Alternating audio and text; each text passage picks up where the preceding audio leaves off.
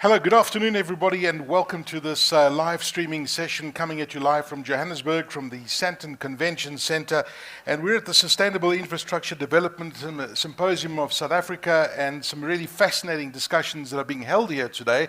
It's great that you've joined us on the line from the stream, and if you want to weigh in on the conversation we're going to be having today, please do so in the comments below, and we will get the comments and ask our very esteemed panelists.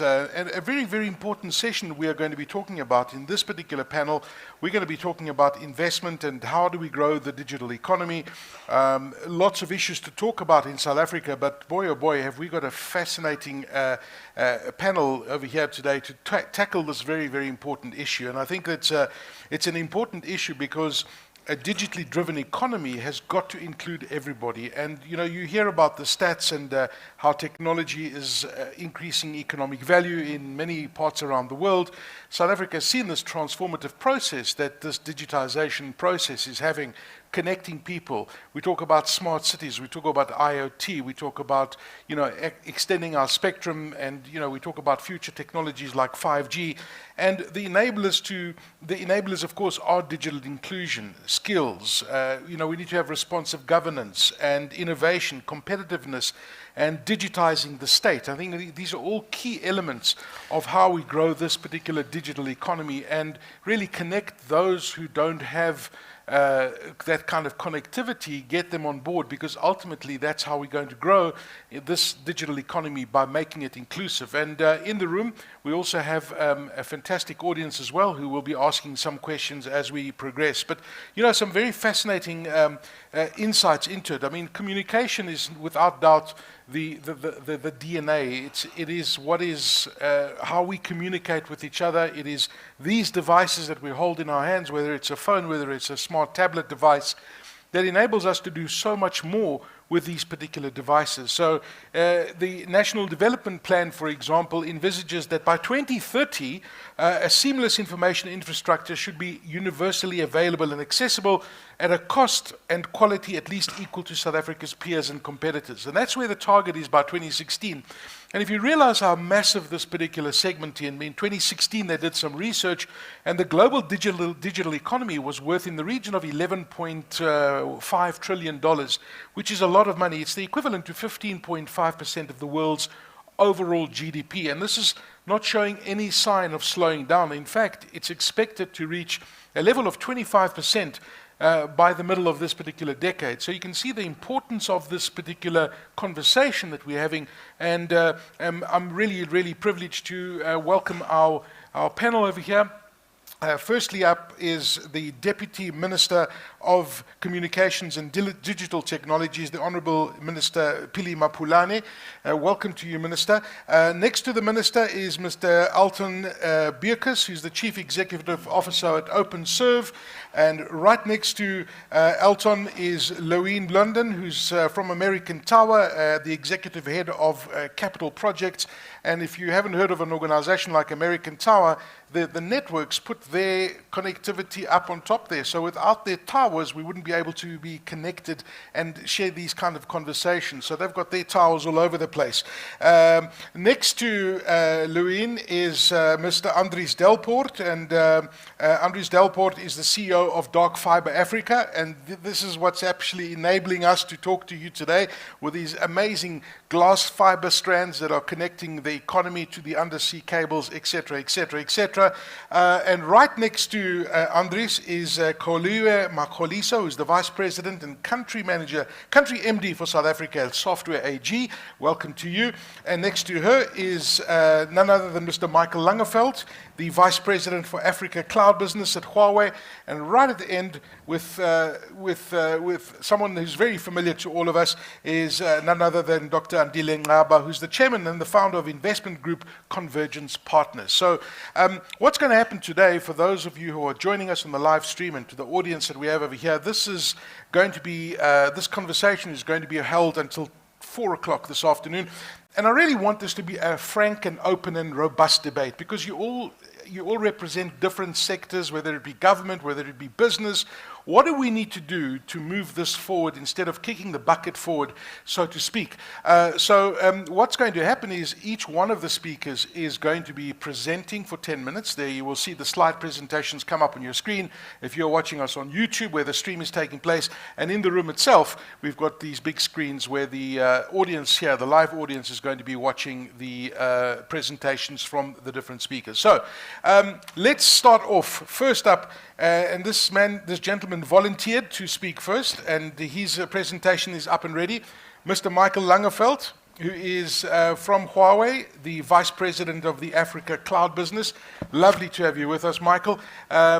We have a clicker. Have you got a clicker with you? Yep. You've got the clicker, and Michael will tell us about how Huawei is contributing to this digital economy with all the cloud centers. And we were having a conversation just earlier and just talking about how in the last 18 months, COVID-19 has not only accelerated digital transformation, but it's also made us aware of the flaws in what we need to do as a country to really drive the gaps that we have and cover them up. Because, I mean, this is the world that we're living in. In fact, what we've seen happen in the last 18 months has fast-tracked. It's probably 8 years' worth of planning for many organizations that they've had to bring forward with this digitization. So as a country, businesses, government, we've all been jolted to move this process a lot faster. So without any further ado, Mr. Michael Langeveld, I'll leave the floor to you.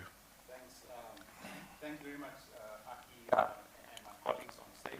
Really appreciate the opportunity to share with you some of the things that we do.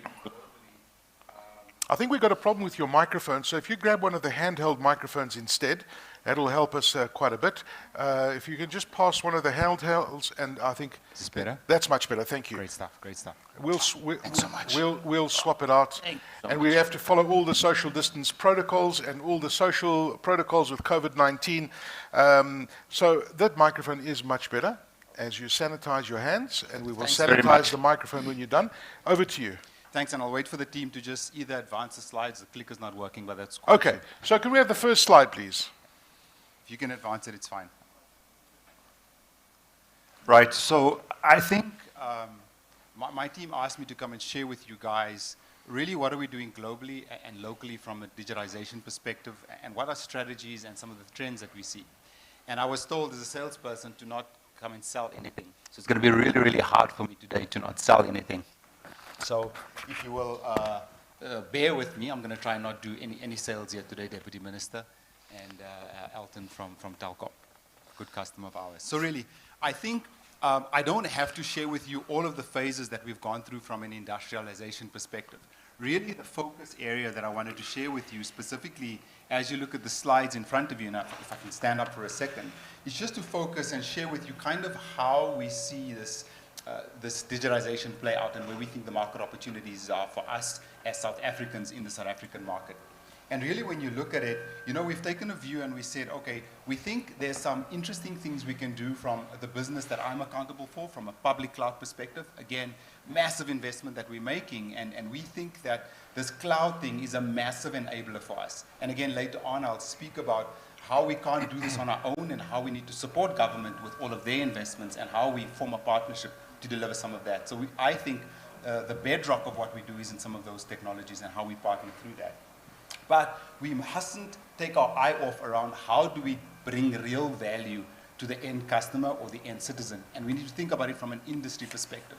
Education, medical, etc., etc. So what the slide seeks to do is to give you a rough idea and a framework around how the globe is approaching this. It's not unique to us. So I think we should get away from this idea if it wasn't manufactured in South Africa, it's something that we can't adopt. So again, I wanted to share with you this framework around how we think through this globally. Do you want to advance the slides for me? Try again. Yeah. Thanks. There we go. So here is an example of how we see this full landscape play out. And it's very simple. And I see it happening with some of the stuff that our leaders in government are doing. The government is very clear around the strategy and the execution plan that we need to bring together. I think that's absolutely clear. And if you haven't seen some of the policy stuff come out, especially the data and cloud policy, et cetera, I think there's good direction there. But what that does set the scene for is where will value be created? And there's kind of 4 elements we think about it. Economic value, social value, industrial value, as well as business value, right? So that's how we see it. And really, it's about how we create things like digital inclusion or the green economy. And we think there's a massive opportunity for us to work differently. And this framework allows us to share with you how we think about that. But again, we can't do these things in isolation. So for us, we think about it at a nation state, at a city state where real services happen. And that's how we think you should think through some of these things. Now, Huawei we really blessed as an organization, Aki, because when you look at the value stream that we create, and I often joke when I have this conversation, when is the last time you lifted that router up in your house? Have you seen what that logo is, right? It's probably a Huawei logo, your router in the house, right? And so we're able to service all the way from how we start creating connections to how you start experiencing that end service. And for us, we call it accessible, affordable, and applicable connectivity. And we think there's a massive role for us to play, and certainly we heavily invested to deliver that capability through a strategic partnership. Again, I think the one thing I want to say here is that we have to make sure that we close the gap very fast between the haves and the have-nots, right? We have to make sure that we deliver connectivity even to that rural area. And many times we just talk about it, but again, here we have an opportunity to really deliver that. And I suppose we have the right leaders on this panel to really answer that question, right? Which is a tough question to ask, because again, do you put profits before people? You know, that's an important thing. Yeah, I wanted to be selfish and talk about the business that I'm responsible for at Huawei. And really just land the message that when we look at new technologies, it's very daunting, right? I mean, many of my customers, specifically in government, are really scared about this journey in cloud. And I tell most CIOs and CEOs I speak to, or DGs I speak to in government is, you don't have to take this journey on its own. There's no way you're going to do this journey alone. And so we really see this mix of the government clouds coming together with these public clouds. And we think that's a massive, massive opportunity and enabler for us to create those net new jobs that we're really driving towards. And I think collectively, if we think about that as a strategy, I think, again, this business I'm responsible for is a big enabler of that. And later on, I'll share with you and give you some examples of how we're showing up differently to create these new value streams, specifically in the SMME market that we seek to encourage.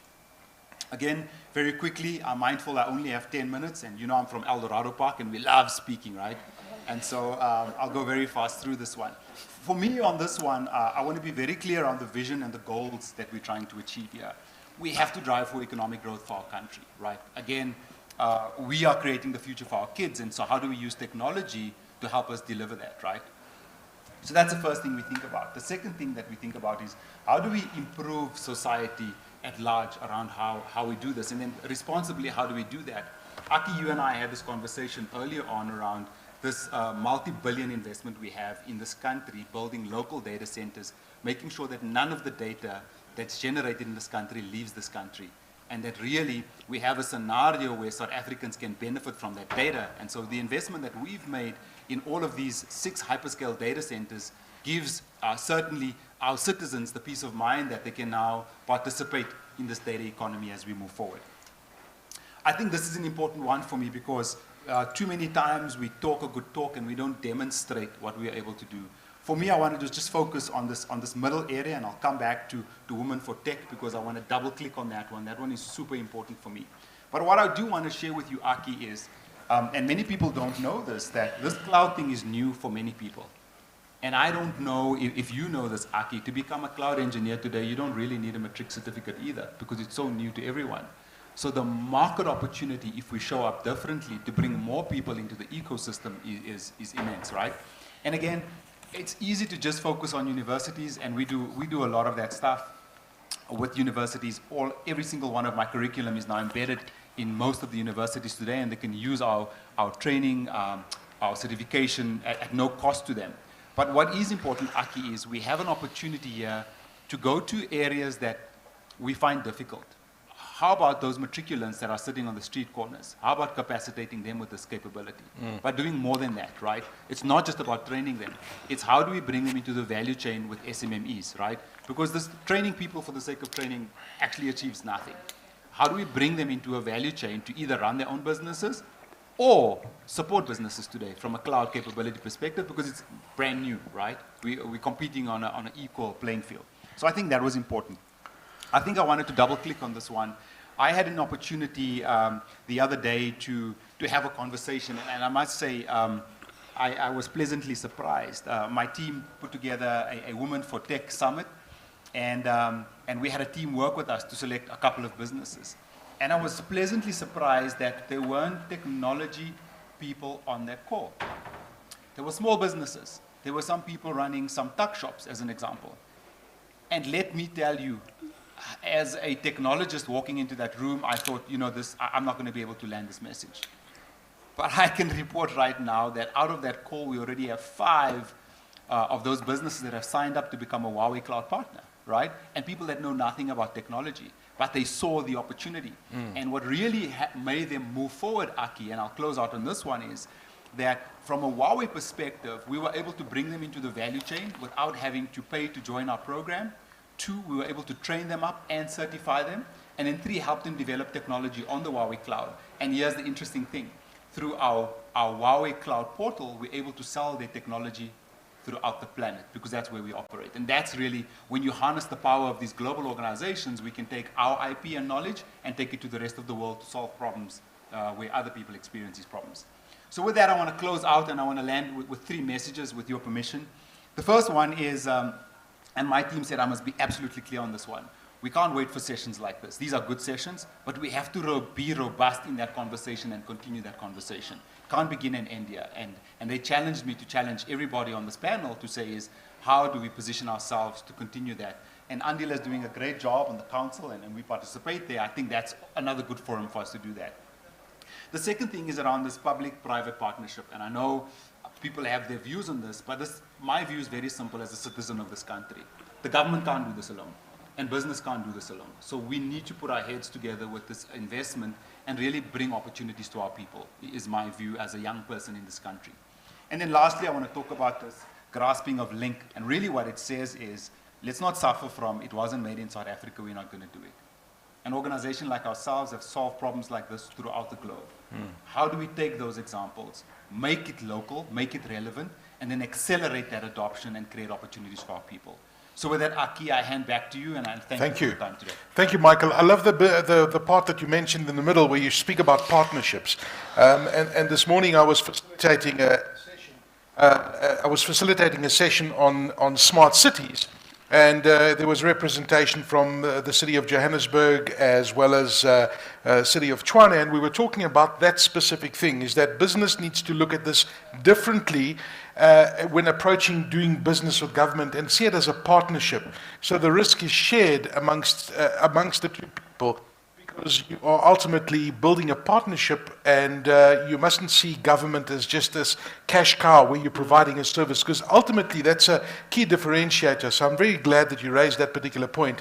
But please, my apologies, Deputy Minister, if I hadn't followed protocol, because I should have allowed you to talk first. So I do apologize, but I was with the Minister, the Deputy Minister, and the Minister last week. We were having a very frank discussion with other members of the media, and we were talking about exactly these kind of things. So I'm sure the Deputy Minister is going to address this. So please welcome, ladies and gentlemen, the Deputy Minister, Pili Mapulane, Deputy Minister of Communications and Digital Technologies. Minister, it's over to you.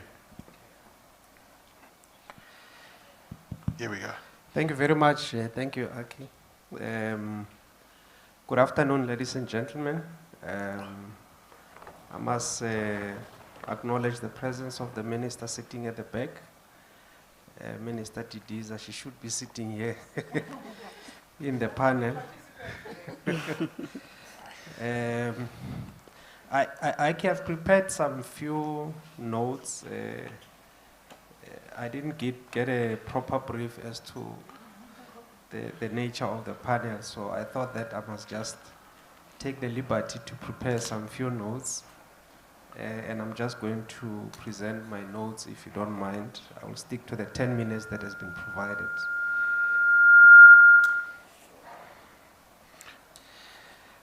Sorry, that's the 5G signal that's interfering. Oh, it's a 5G signal, okay. And thank you very much, Program Director. It gives me a great pleasure to share with you the Department of Communications and Digital Technologies perspective on its contribution to infrastructure development in our country. The central question, in my view, that this symposium seeks to respond to is as a country, how do you utilize infrastructure as a catalyst to grow the economy, create employment opportunities, and reduce the vast inequalities that exist in our country? How do we turn the tide as a country, grow the economy, and make sure that we become prosperous? The path to achieve faster economic growth in South Africa over coming years, which involve a number of key drivers, undoubtedly infrastructure development is one of those. Industrialization of the economy and the creation of jobs is at the center of economic reconstruction and recovery plan of government and the reimagined industrial strategy. Among the master plans prioritized in the reimagined industrial strategy is the Digital Economy Master Plan, which was developed following a highly consultative process with business and labor. Let me briefly elaborate on some of the critical enablers, the anchors, which are about 5, one of which has just been mentioned here on digital inclusion. Now, the Digital Economy Master Plan seeks to ensure digital inclusion, that all South Africans can affordably connect and participate in the digital economy. Secondly, it seeks to accelerate skills for work, that all South Africans have got the skills to create and participate in digital opportunities. Thirdly, the master plan intends to advance a responsive governance, which advocates for the regulatory frameworks that are forward-looking and that enable innovation while mitigating risks. Fourthly, its innovation and competitiveness in the digital economy is what the master plan actively encourages, that local businesses are empowered to create innovations that can be exported globally. And lastly, the master plan talks to government digitization, which advocates for e-governance and situate government as a large source of demand for ICT and digital products. We have to date, Program Director, consolidated a projected digital economy investment from 19 key sector stakeholders, estimated at 5.6 billion over a 5-year period. These investments are linked to big bets opportunities such as physical technology production, transformative tech applications, digital platforms, and digitally traded services. Through the EOC and its work streams, we are continuously seeking to consolidate and monitor the implementation of the Digital Economy Master Plan by government and the private sector. Program Director, key to the mandate of the department is to develop an inclusive policies and a supportive ecosystem that enable the digital economy to flourish. As public and private stakeholders, we all have a role to play in growing the digital market base for the benefit of this country. However, we need to acknowledge that there are interdependencies, including the inhibiting cost of data, which has restricted the participation of ordinary people in e-commerce platforms, and for them to derive the benefits of an inclusive digital economy. Achieving a high penetration of broadband is something that we should all strive for, given its correlation with high economic growth and resultant job creation. As the department, we are forging ahead and ensuring that everyone has access to the internet in order to participate fully in the digital economy. Ladies and gentlemen, it is an incontestable fact that for South Africa to realize its vision of developing a digital economy and society, digital infrastructure is critical for delivery of services to citizens, particularly those of our people who, because of the apartheid spatial planning, are located in the remotest of our country. It is for this reason that government has conceptualized a program to roll out broadband across the length and breadth of our republic. SA Connect Phase 1B and Phase 2 were submitted to the SIDSSA as part of the project pipeline for digital infrastructure to be considered for funding. Phase 1B with a funding requirement of 600 million, which was submitted as a project ready for investment, while phase 2, which require approximately 80 billion in funding, was submitted as a long-term project. The phase 1B was meant to be implemented as an interim, while phase 2B preparation, phase 2 project preparation, which involved a feasibility study and investor engagements, were to be undertaken. Phase 1B was planned to provide connectivity to school, which was led by Broadband Infraco, which then developed an implementation plan for the rollout. Phase 1B was classified as one of the investment-ready projects, while phase 2 was classified as project needing project preparation. And I'm sure all of you know about the phase 2 and the process that it has been following. In preparation for SIDSSA 2020, a market sounding exercise in the form of pitch sessions were held on the 28th and the 29th of May 2020. These sessions were aimed at giving project sponsors an audience from national and international funding institutions to present infrastructure projects that have been identified as potentially bankable. As part of the process, the department was invited in May 2020 to pitch SA Connect program to local, or I've mentioned this. A number of institutions had expressed some interest. I'm not going to mention them. They, however, indicated that the finalization of the feasibility study was key and that a mechanism to keep funding and progress monitoring transparent is fundamental. Since the last SIDSSA 2020, the feasibility study for SA Connect Phase 2 has been concluded.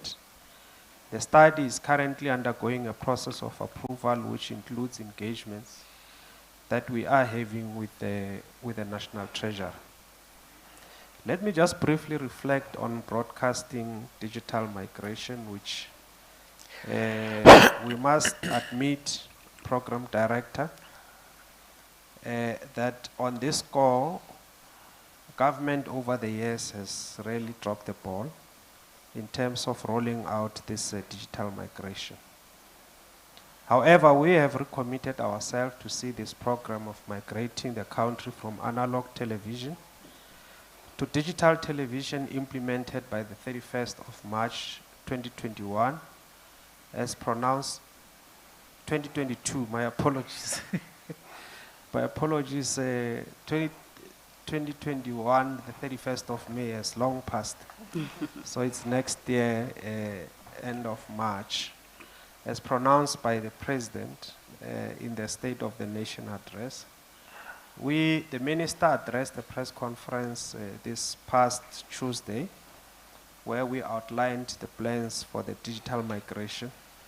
So the new plan that has been approved by Cabinet involved a shift from staggered provincial approach towards a consolidated national approach. As you know, that we started with 3 provinces, Northwest, I think Free State, and the Northern Cape. This time around, we're taking a national approach, working with various stakeholders. We are intending to roll out the set-top boxes and do the analog switch off simultaneously in all the 9 provinces. Although the completion date and the migration date is it's gonna be different as we anticipate.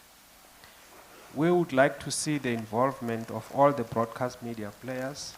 We've got the steering committee that is being chaired by the Minister, where we are inviting all of them. The SABC is there, eMedia is there, MultiChoice and other stakeholders. Telkom is also sitting there, Centec and the other state-owned enterprises. We are still committed as government to ensure that we subsidize the indigent household, those who are earning less than 3,500 per month. so that we can ensure universal coverage. We are making the last call that those who are qualifying households, who qualify to be subsidized by government, have got up until the end of October this year to apply. And if they miss this date, and there is a switch off that affects them, we commit to connect them between 3 to 6 months after the 31st of March 2022.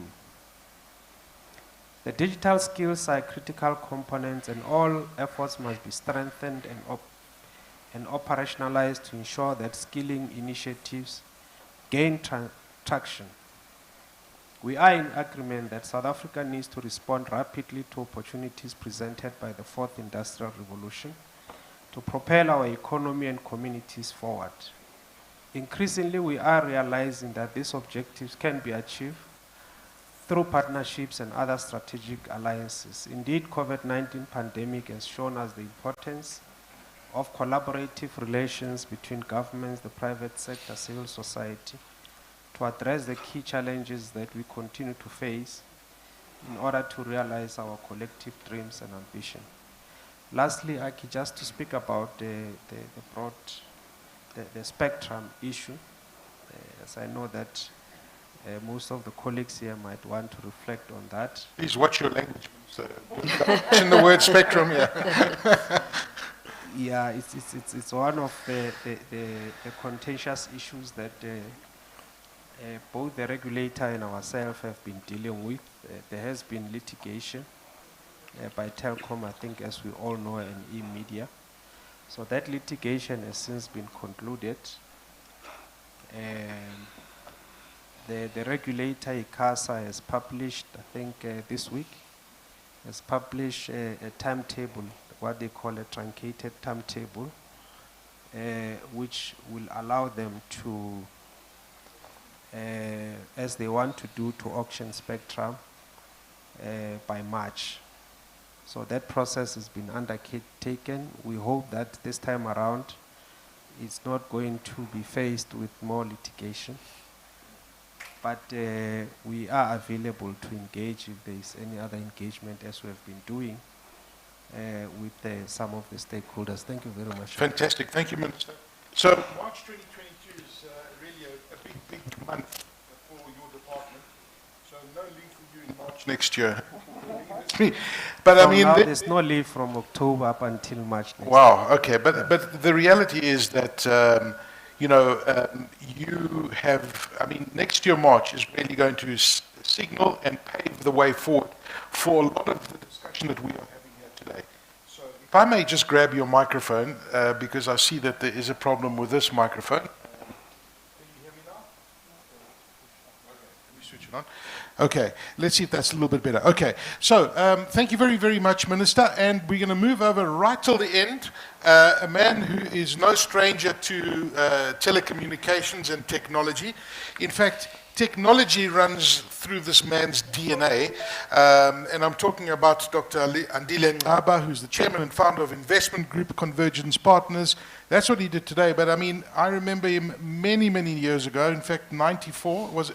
correct me if I'm wrong, when you were the Director General of the Department of Communications. Is that right? Now I'm giving your age away. Over to you. You are right. How do you switch this on? Just flip the switch in the middle. It's on. There we go. Can you... Thanks, Aki. Thanks, Deputy Minister. I'm tempted to respond, but I'll respond after. I mean, because these issues, you must be careful of government officials, Minister. When they tell you things to happen at a certain date, they might not happen. I mean, and that's what they do, most of them. I know that, I've lived that life before. So my let me see if I can, I'm going to be quick. My sister, thank you. And Minister, I didn't know that you were going to be here. You made me to feel a little bit... Okay, what I'll try and do, I'll move very quickly. Spectrum is overrated. That's my first point, right? I'm going to talk about optic fiber. I mean, this is what this country requires, and we need to think strategically about it. And how that optic fiber will boost this country's economy, industrial economy, in various sectors of the economy, and how we can reignite coastal economy by this hyper connectivity, basically.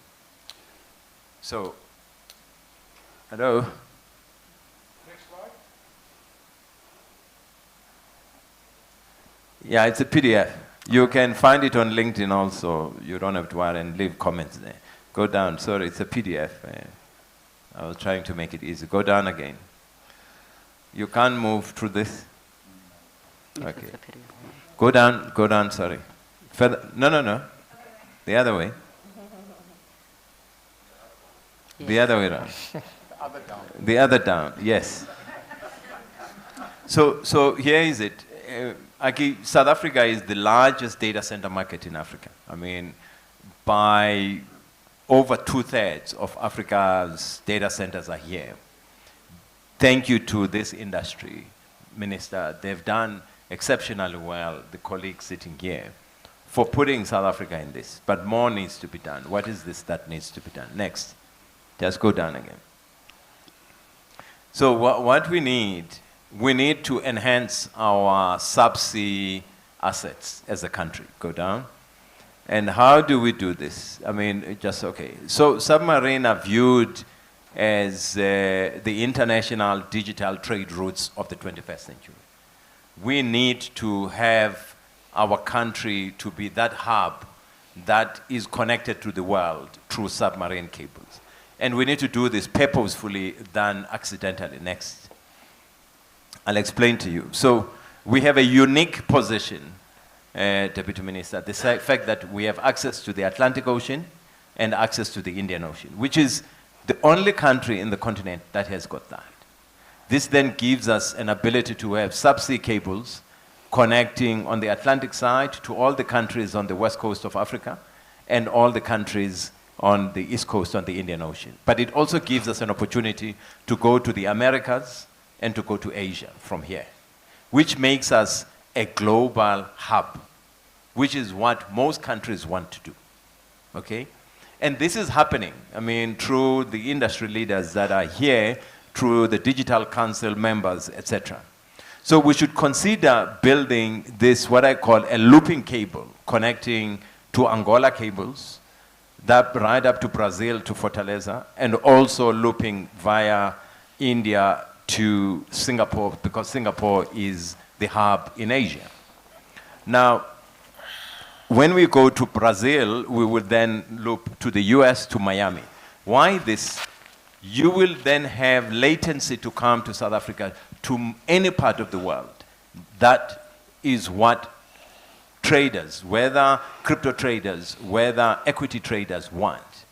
If our data centers that I've talked about are able to have this type of submarine cable and land-based cable built by colleagues here from DFA and many others and Telkom, we will become a global hub, which is what we need to do.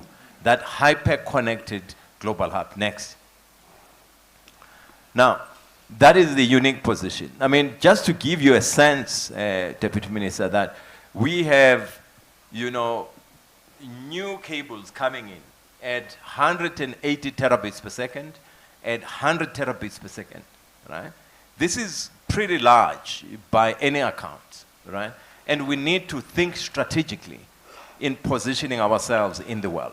Not to be inward looking, to be a global hub. Once you're a global hub, you are able to attract investments, you are able to attract a lot of things. Next. So, go ahead. So these are new submarine cables, which are, you know, the Google submarine cable was talked about, the Facebook submarine cable, the Orange submarine cable, the IOX, which seemingly is not happening, has been called off. So go down again. So what I'm saying is that to be that hub, I've talked about connecting into Latin America to connect via India and Singapore. we then become a global hub. Let's not see ourselves purely as a gateway to Africa, but to be a global hub.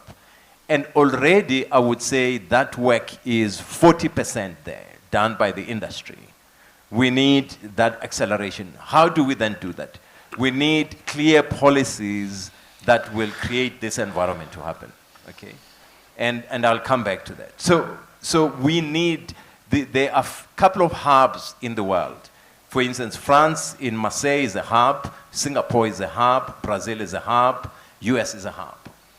We have to be a global hub that connects into all these other hubs, what is called cross-connect platforms or hyper-connectivity centers, all right?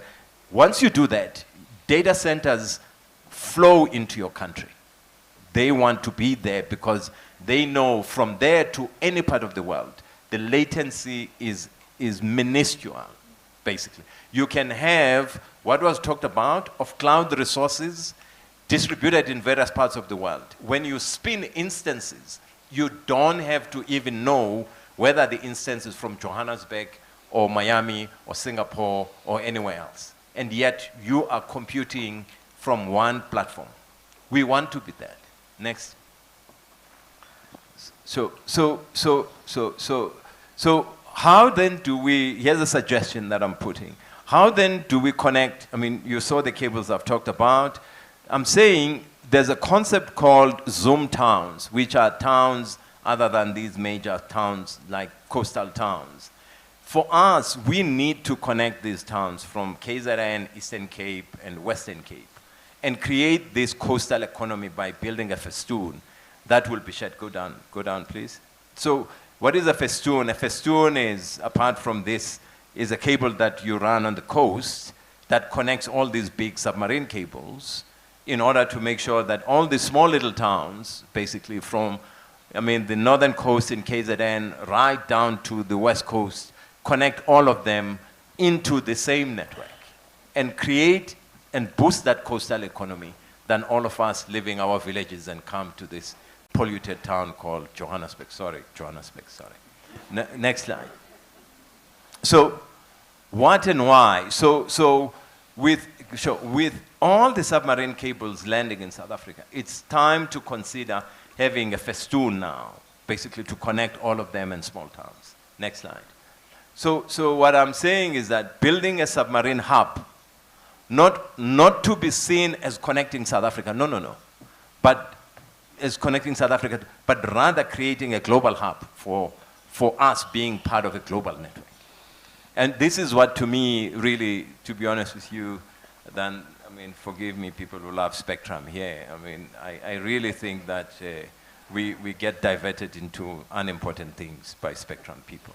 This is what is really makes sense. This is what will put the country in the fourth industrial revolution. I'm honest with you. Spectrum is important, no doubt about it. Even the fiber is more important than Spectrum. I mean, of course, these things coexist. I know that. So next slide. So just to conclude, what I'm saying is that data centers then come in because you're a global hub. Investors come in, they pump their money. Next, you can rush out with it, just to conclude. So all these are factors that create this data center environment. Then Mike will build his cloud on top of that next and do all the nice things he was talking about. So we need to think about a clean environment also. When you are in the coast, you have an ability for wind and all those good things. Next. So I'm not going to talk about edge, go down. I mean, it's something that just in the interest of time, go down. The last thing I want to talk about, go down. Basically, go down. I mean, as I conclude, I mean, that's an edge architecture, but I will leave that. I mean, so go down. I mean, the last slide I just want to go to is to say, so subsea and all these things. Wait a minute, this is the most important one. I have to talk to the Deputy Minister about this. Policy Minister to attract investments. So a well-defined, I mean, data center and the issues of data. I mean, internet doesn't have borders, Deputy Minister. It doesn't have, you can't create borders. This is what we said in that policy. Let's not create laws that will make people who want to come and build data centers here feel that our laws of data are scary, that people can't bring their data. I mean, this is one thing we want to request to government, to say, let's create a climate of investment that's going to allow us to bring all these data centers and fiber. Go to the last slide, basically. And these hyperscalers will come. I mean, this is very important. Now, there's something called in Europe GIX model. I mean, and I want to propose that we consider it. You can Google it. I'm not going to explain to you what it is for now. But that is what, Aki, I wanted to just say. Please don't, spectrum is really a minuscule part in this ecosystem. It's not the main thing. I mean, and let's not really be confined in talking about spectrum for breakfast and lunch and dinner. I mean, we need to build this infrastructure, and you know, the DFAs and the Telkoms and the others are doing it. I mean, less is talked about, which in my view, this is where the real investment is going. And we need to support this and create an investment climate to make people put more money in subsea. Fantastic. Thank you so much, Andile. And I'm going to take you on some of the stuff that you've said about the spectrum. And whilst I agree with what you're saying, and you are spot on, and the investment that's been made into data centers on this continent is enormous. That's scheduled over the next 5 years. And I think that it's really very, very important to have that, that fiber connectivity and the fiber networks that you talk about. So thank you so much, Andile. Let's talk to one of the ladies that are joining us today. Ms. Kholiwe Makhohliso, who is the Vice President, Country Managing Director for Software AG in South Africa. Kholiwe, good afternoon to you. How are you doing? I'm good, okay. Good. Have you got a presentation, or are you going to be talking directly to... We have a presentation loaded. Software AG, please load that next presentation as we get the clicker ready. And I see it's appearing on the screen, and there it is. And we can go. Thank you very much.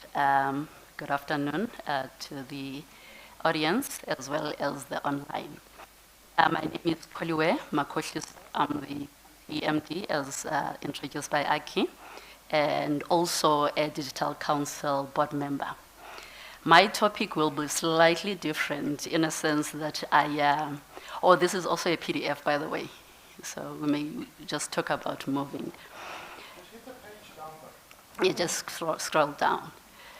So I'm just going to be talking around the topic that we've been given in terms of the investment in the digital economy. But in my opening, I just want to highlight some of the key insights that even the World Economic Forum had highlighted that even despite the challenges that has been faced by the pandemic, it has provided a powerful threshold moment for us, wherein we have to align the words with deeds. And I believe this session and the symposium is exactly talking to that.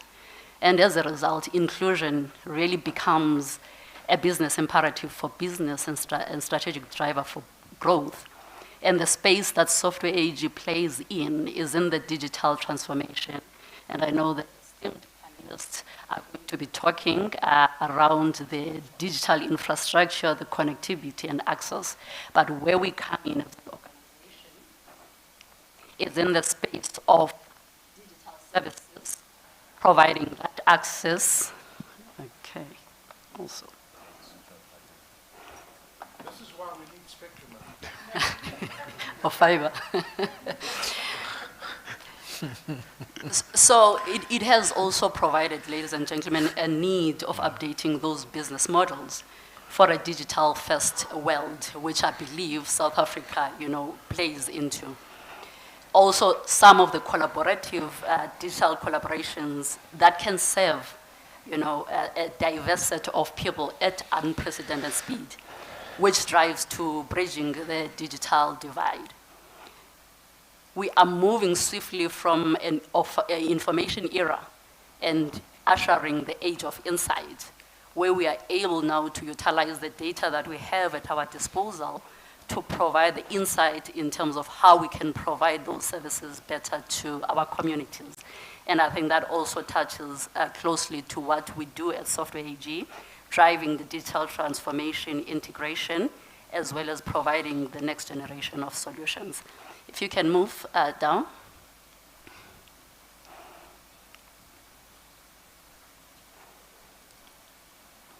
I won't go into detail on this one because the Deputy Minister actually has highlighted some of the key priorities that have been outlined in the Digital Master Plan, which I must say has been developed, and it has got a good content that all it needs now is the execution and the collaboration within the sector. There are aggressive targets that have been put in the National Development Plan. If you're looking at where we are in terms of unemployment, especially the unemployed youth, which is around 64%, and the targets that we're driving to achieve a 6% unemployment rate, as well as 5 year-on-year of the economic growth. And the areas that really we need to focus on and collaborate on as the sector is on that digital inclusion, and Aki, you've highlighted that the skills of work, skill for work, and the responsiveness to the governance and innovation. If you can move. I like this code because how do we drive that acceleration and bridging the divide? And the importance of taking everyone on the journey. And I think this, as the previous slide had mentioned, is a watershed moment that we must not miss. That as we drive digital transformation, the digital infrastructure acceleration, the importance is of taking everyone in the journey. The future is already here. We have mapped out the plans. The question, I think the key point is that it is unevenly distributed. And I don't think anyone disagrees with that. And how do we ensure that as the sector we collaborate effectively? These are the slides from the Digital Master Plan. I won't regurgitate on them, but they are also highlighting the contribution of the digital industry into the economy, which is the contribution of over 110 billion at this point, and that contributes to 3% of the GDP. How do we harness and utilize that for the development impact within our society and drive sustainability in terms of technology inclusion as well as industrial revolution? If you can move. And the question is, how can we accelerate bridging that digital divide? Whilst the crisis has enabled hundreds of millions to participate online, and which we have seen, it has also really widened the digital gap that we seek to address with inclusion. And it's not only in South Africa, it's global. 47% of the world's population still remains unconnected. What is our role as the industry? And the pandemic has shown that it has resulted in heavy reliance on the digital infrastructure in connectivity, which I think the panelists also touched on that, on the access to internet, quality, affordable education, and the digital skills that are required for future skills. And for me, what's really important is how do we provide access, promotion, ensuring the usage, as well as monetization by our communities and society. And you'll find that, I think you've mentioned, when you're presenting to the women, the understanding of technology.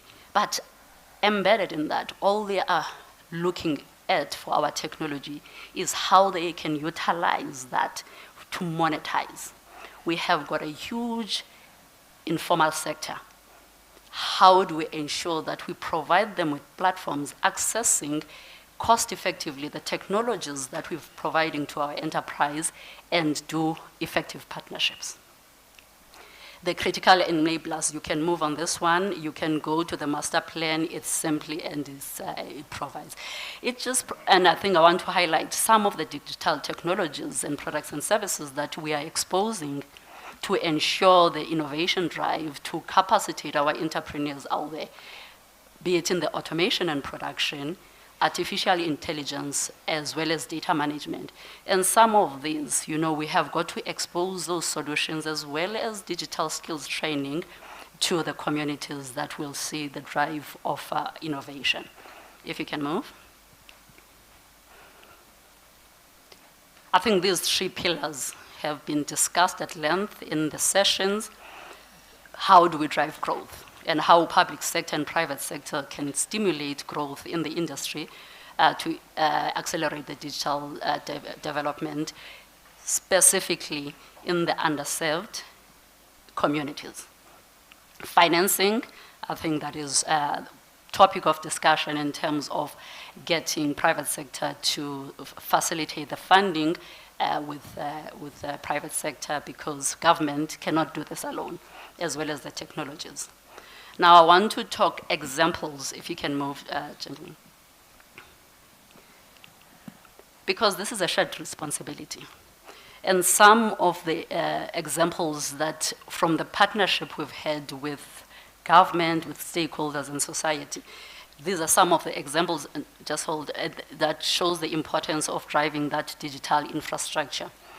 I've got a partner that we were working with that has got ambitious projects, an ambition of shifting the skills of 1 million South Africans in the next 10 years to empower, to be competent.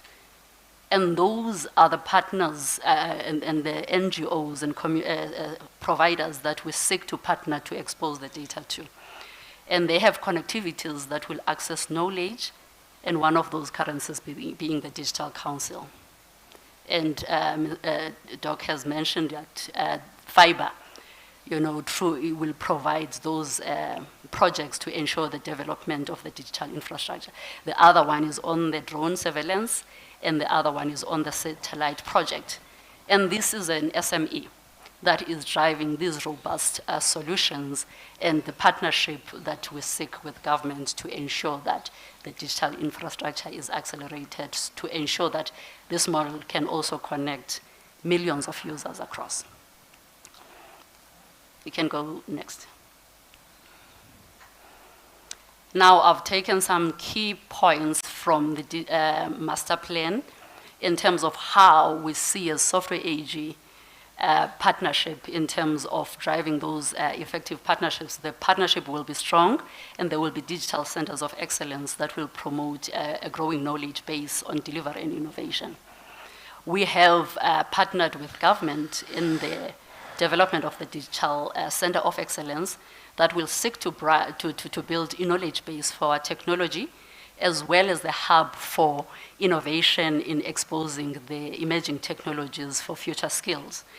And such models we are also exploring in partnership with the universities, wherein we are providing and accessing our technologies to the universities through their incubator program, mostly and ultimately use it as part of the curriculum. If you can move. And I think most of us have talked about the ICT skill base and how do we drive the true township digital economy.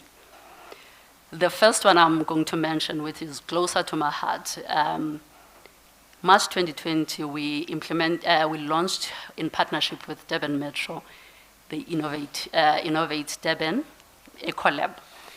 It is in the township of Katomano, the first of its kind in the area. And that is the catalyst for township economy to drive innovation, hackathons, youth summits that we are providing, as well as the digital skills training research. Unfortunately, it was destroyed during the unrest.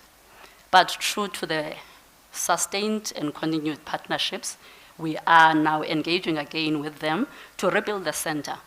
If you go to their LinkedIn site, you will see a number of budding entrepreneurs who cannot wait to see that center live, because it has been the center they would access to get connectivity, to play around with innovation.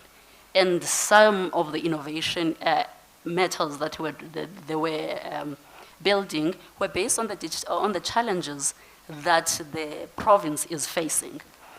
And another one in partnership with the business development is the Alexandra Digital Hub, which was also destroyed, which we are refurbishing. The one that I also, closer to my heart, you can go down, sir. It's the 4R classrooms.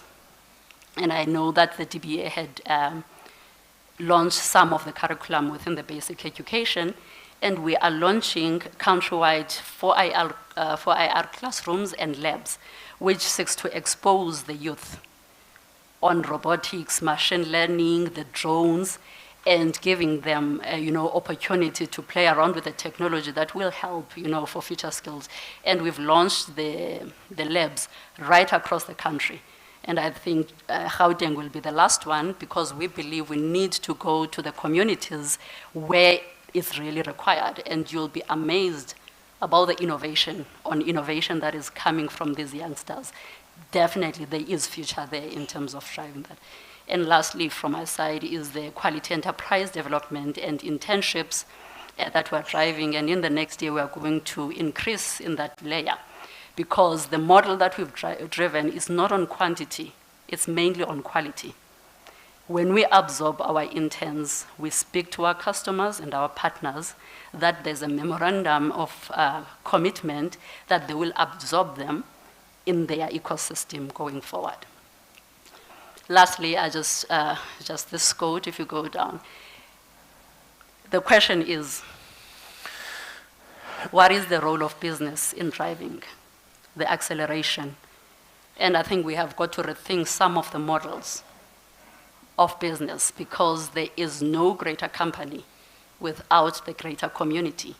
And that also talks to government, that also talks to the business sector, that we have got to collaborate and form these public-private partnerships for us to be able to be effective. Thank you. Thank you so much, Kholiwe. Much appreciated. I'm very aware of time. We've got literally an hour to go, and we still have to have the discussion, a very important discussion.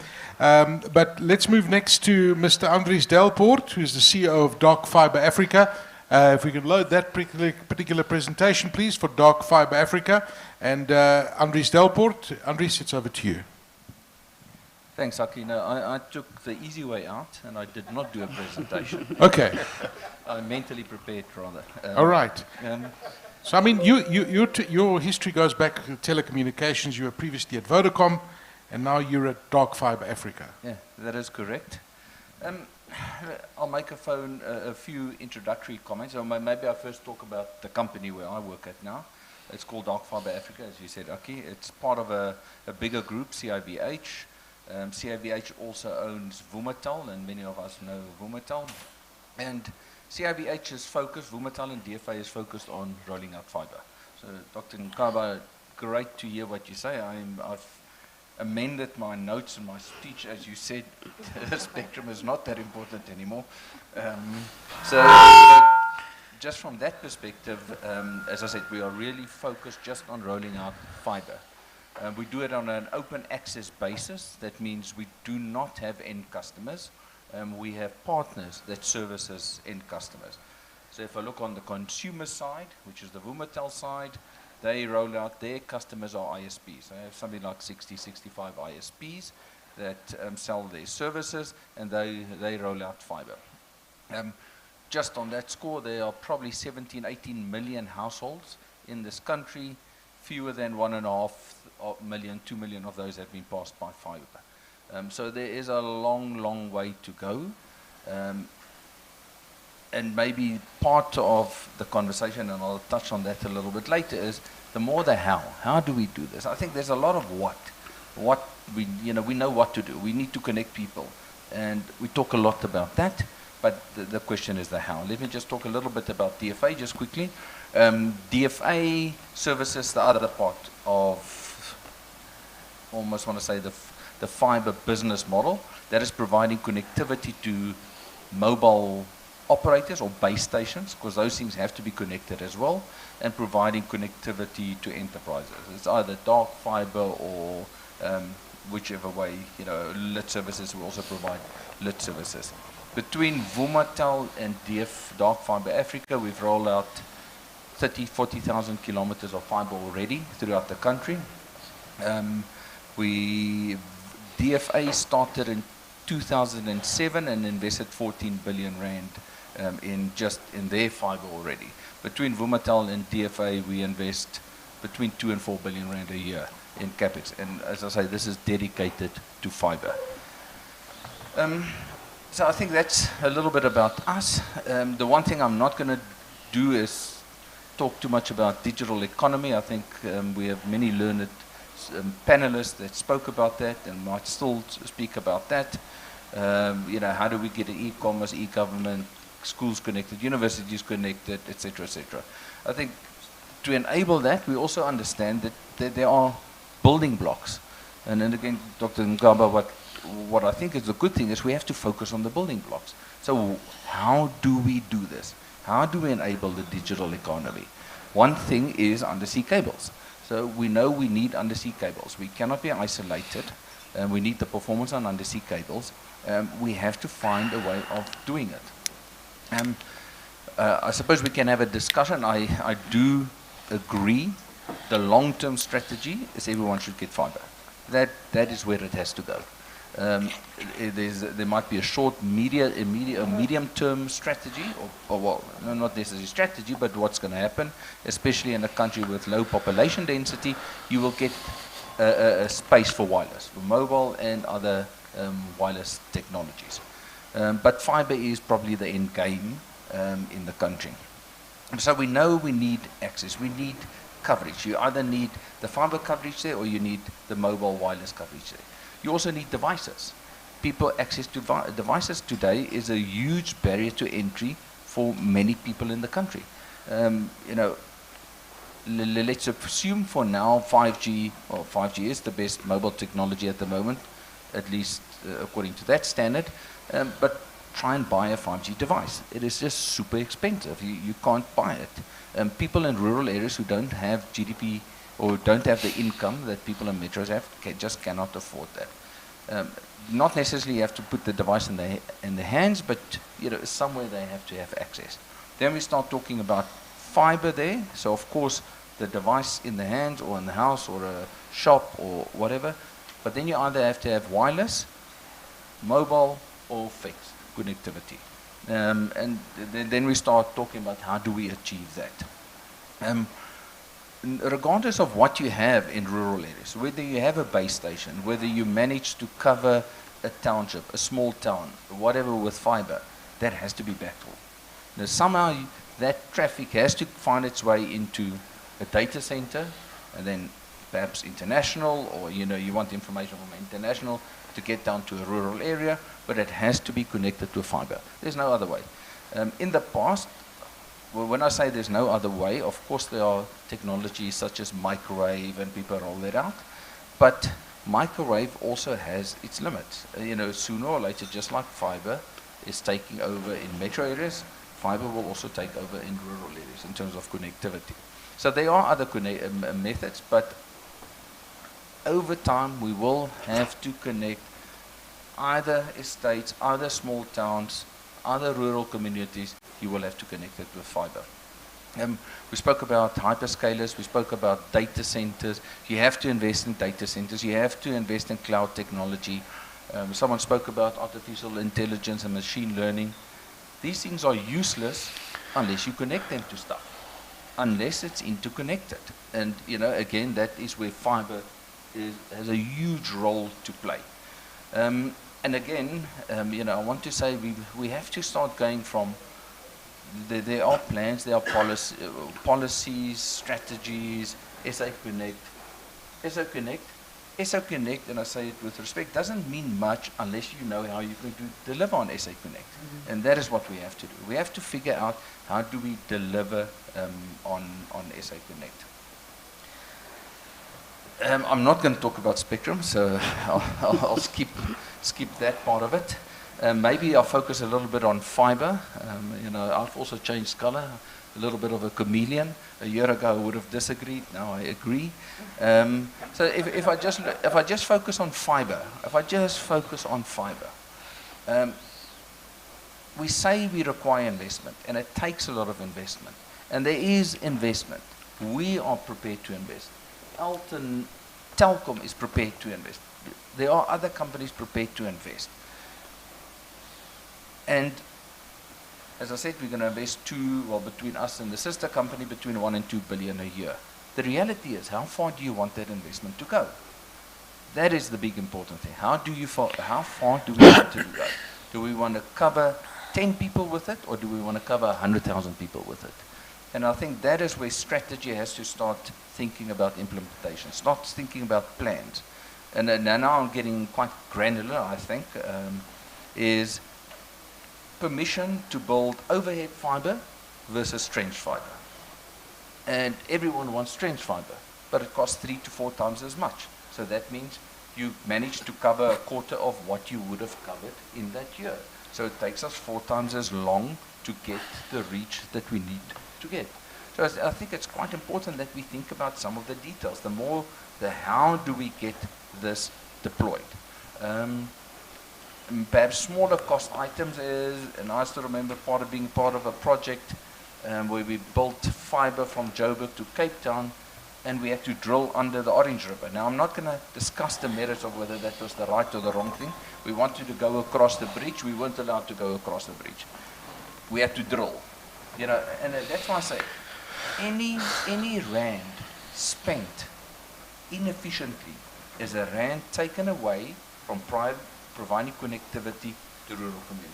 And I think we have to think about that like that. So, and I say, now I might say it in a silly way, but we must stop being stupid down here when we have bigger targets and bigger things to achieve up here. So from a fiber perspective, I focused a lot on fiber. Of course, there are other things that we have to do in the country, talking about things that people haven't spoken about, that where you need stable power, you need infrastructure, you need these type of things. I come from a mobile operator where the last year, in the last year we had to spend R1 billion upgrading batteries and replacing stolen batteries, which is just absolutely ridiculous. That's R1 billion that was taken away from providing connectivity to end customers.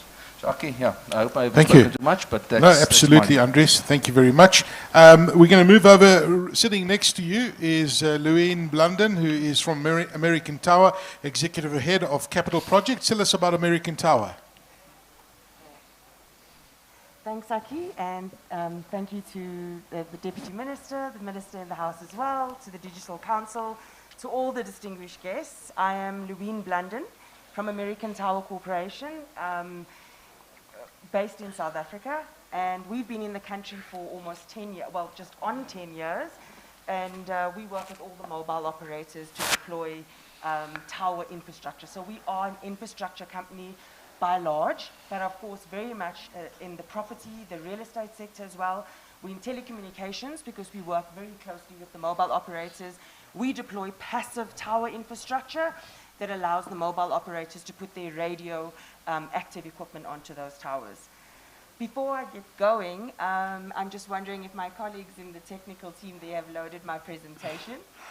You got it ready? American Tower, right? They're good to go. I'd like to share a very small or short video, might I add, on the digital economy and what we're doing in Africa and in India using infrastructure that's available and how we can sustainably connect the unconnected. Great stuff. If you can move to the next slide and you can play the video. Thank you very much. The world is growing increasingly connected, both physically and virtually. However, according to the United Nations, nearly 4 billion people still lack access to reliable communication and internet technology. As a global provider of wireless communications infrastructure, American Tower is helping to bridge this gap while advancing efforts to implement and achieve the United Nations Sustainable Development Goals.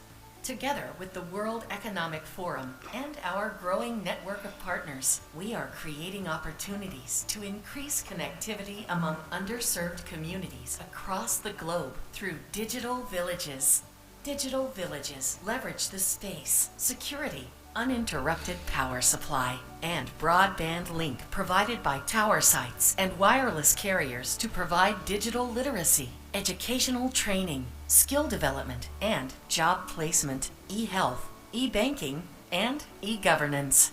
Digital villages help to achieve gender equality by enabling more women and girls to access quality education and economic inclusion. Currently in Nigeria, Ghana, Uganda, India, and Mexico, digital villages are empowering youth and adults alike to learn without boundaries, expand their horizons, and explore new frontiers of opportunity. Thank you. If you can move to the next slide, I'd appreciate that. So maybe some of you are wondering, where was South Africa in all of that?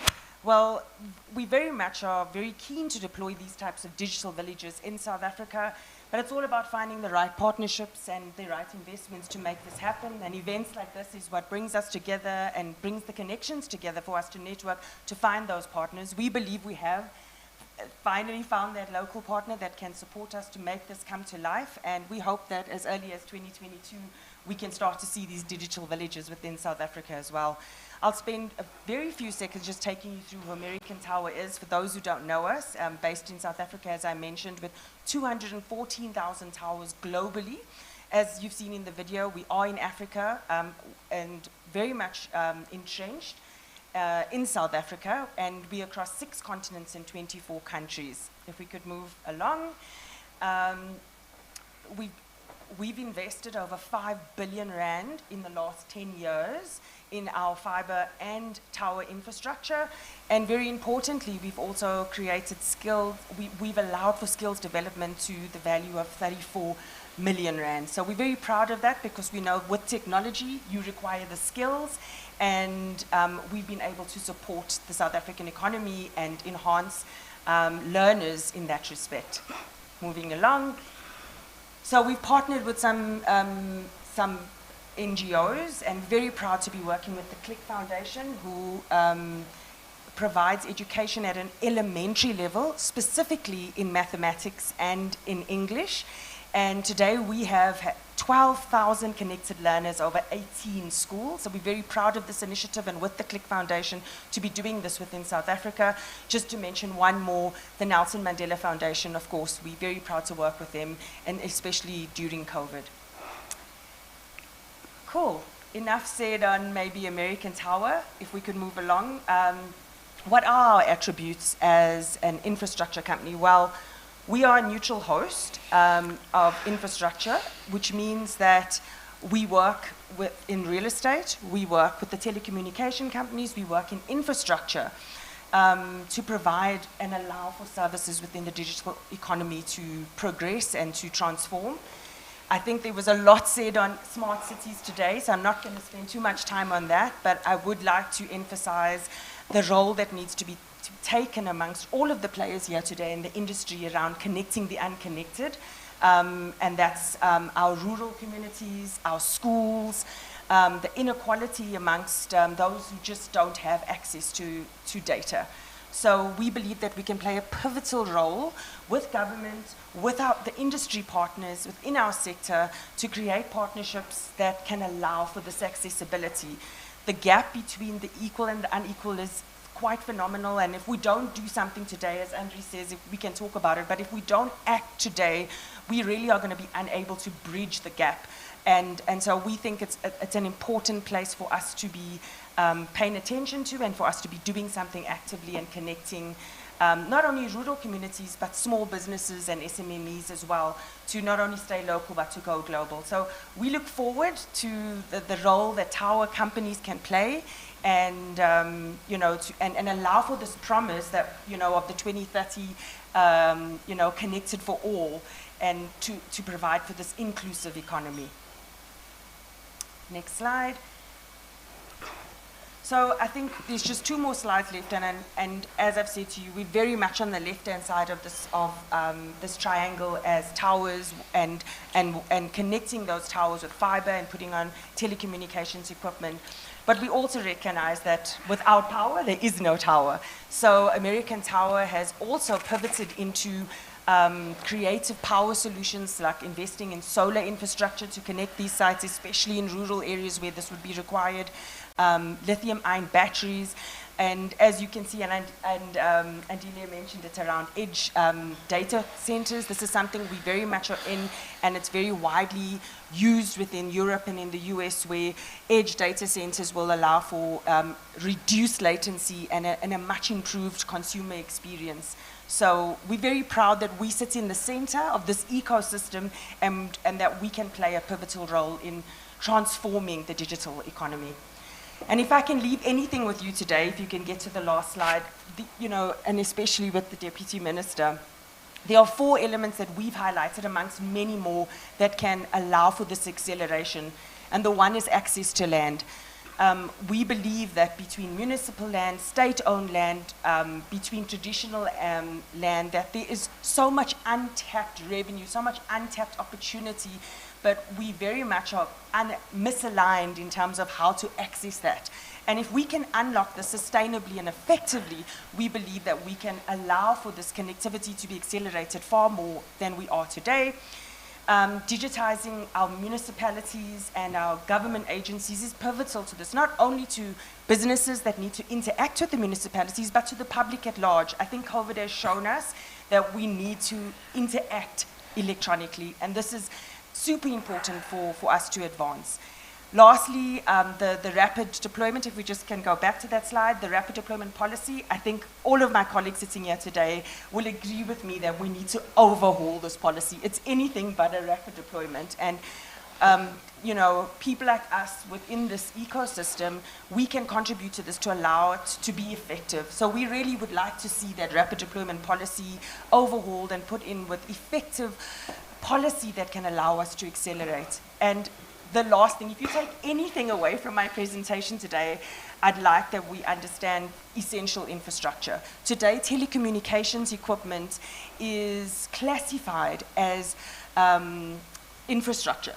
And as I mentioned to the President earlier when we met, is that whether we're building a bridge, whether you are building a road, a high-rise, a building or a house, we all have to follow the same process. And if we want this inclusive economy to be rapidly deployed and to be accelerated, telecommunications infrastructure needs to be classified as essential.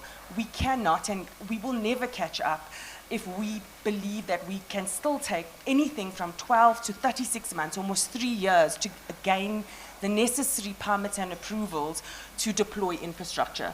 And so with that, I would like to leave that with the audience and hope that we can continue this engagement and on the panel. Thank you very much. And you raised some good points, which I'm going to take up as well on the discussion in a moment. But last but by no means least, Althon Beukes, who's the Chief Executive Officer at OpenServe, a critical role that you've played and you continue to play. I mean, OpenServe, born from Telkom, and, I guess that you're also going to agree with Andile and Andries about the fiber. No. Yes, and I think you'll also see a trend between Andries and I, because I'm also just going to make a few remarks and being lazy and didn't prepare a presentation. But being in this industry, I think one of the things that it's important is always to take a step back and observe. Observe what's happening in the market, observe how our end customers are actually consuming our infrastructure. But again, I mean, just to add a few comments to that. Yes, I'm the CEO of OpenServe. We are open access service provider. Effectively, Andries is one of our competitors in the market, and really talks to also the market and the competitiveness that we have competition, and for that reason, we have to differentiate. And it's important that our customers have choice as well. But let me take a step back and maybe just make, as I said, I want to make a few, just based on my experience of the last 12, 18 months or so. I think the first thing that the pandemic has taught us is that it's more than just connectivity. It is reliable, consistent, and cost-effective connectivity. And hence, and both over fixed and wireless for that matter. And that was mostly driven by the digital services that overnight has made our lives a reality. Work from home, remote work has been around for decades. I probably wrote an IT policy 20, 30 years around why it would not work and why we have to limit this, etc. And that's quite scary. When you look back, and this is the problem with being around for too long. Your sense of the past catches up with you. but certainly, when you think of remote work and work from home, I mean, just use Telkom as an example. I mean, we've transitioned within a week, which is March last year, to a full work from home. We're still working from home. And yes, the scary part, with significant productivity gains. And now we need to figure out how we're going to bring the staff back and what is that model going to be. And certainly, as I said, you observe what is happening, but it's not just work from home. It's online education, it's e-commerce, it's, virtual health. I can go on and on. But what you have seen, that is the rise of the new digital services. Of course, we also had some challenges with your traditional brick and mortar companies that obviously, if they haven't had already a transition or a digital transformation strategy, they will find it very difficult to survive. And unfortunately, a lot of that companies didn't survive. And now we need to make sure we find a way to bring them back into the digital economy. So certainly, I think that for me is probably something I just wanted to just highlight. We need to just take a step back and just think about what happened over the last 12 months.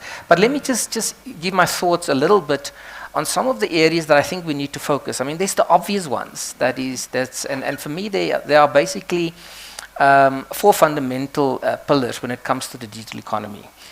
The one, obviously, that everybody will talk about is about infrastructure deployment, and hence, that's the area that we do. It's what we do well, and we've been doing it for a very long time. I think the first thing is, open source, with 170,000 kilometers fiber, we have an open access network.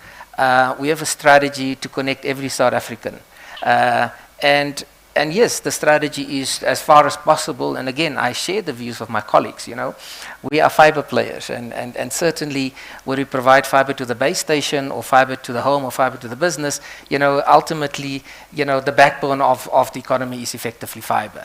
So certainly we all agree on that. But again, I think maybe just to make a few comments as well, it's important that we partner with government. I think what we've seen, the private-public partnership is key for success. Yes, there's significant investment in the market, but certainly if we want to accelerate it further, we need to make sure, as I said, I think the numbers quoted earlier, we've got 18 million households, and certainly we haven't scratched the surface yet. And I think there is obviously, similar like some of our competitors, we are aggressively and will continue to aggressively roll out fiber in the next few years, and we certainly have accelerated over the last 12 months or so. So I think what is important is, this is what we do. We know how to operate fiber networks. We know how to build them. We know how to deploy them. We probably can do it more cost-effective than most anybody else. So certainly, the opportunity to partner. There's no need to invest unnecessarily in this space. There's no need to look at different business models. There's a model that works. It's a competitive landscape. As I said earlier, we have competitors that's thriving in this current environment. The second pillar, which I want to quickly touch on, is obviously education and skills. I mean, we've touched on that earlier. This is a new digital economy. It requires different skills. We need to make sure that we take the youth with us. We need to create opportunity. It's not just our youth. It talks about our school, the type of subjects, the exposure. I've got a little 10-year-old niece that her education is now on Teams, and she's doing presentations on PowerPoint, and you look at this, and it's come natural to them. It was within a week she could do that. And that is the generation that we're really building these networks for. We're not building networks for the next 5 years. We build networks for the next 20, 30 years. So I think that is the reality, and we need to make sure that we invest. And as Telkom, we've done a number of initiatives, and then I want to touch on some of them. through our foundation, we've done a number of investments in teacher education, connecting of schools. During the pandemic, we've also looked at a number of, providing data bundles to schools, end user devices, etc. And a number of industry players have done similar things. And I think here's my point around that. The point around that is, there was a urgency, and we actually all put up our hand and we came to the party. The reality is, and I want to support my colleagues here, is there's always been an urgency. And that same mindset of finding a solution during the pandemic, that is the urgency that we need to continue to have. And that is a key, approach that I think I want to put on the table, that we need to drive it with the same level of urgency that we have driven during the pandemic. The third leg that I want to talk about is a little bit, and I think again some of my colleagues, is obviously policy and regulation. I think we've actually not, at a broad framework perspective, we haven't done badly. I think, and I will slightly disagree with him, because I think the policy framework is there. What I find is the challenge is really in the execution. There's a bit of, and I think maybe the point is it has to be a little bit clearer, because there's very inconsistent across the board. Yes, we have challenges with way leaves, and that shouldn't be the case, because obviously, to the points earlier, it delayed deployment, and of course that increased the cost. So certainly, again, the opportunity to improve that. But I think I want to also just touch on something, I think, again, one of my colleagues touched on it earlier, and I think it's Andile. The internet doesn't have borders, and the same with the digital economy.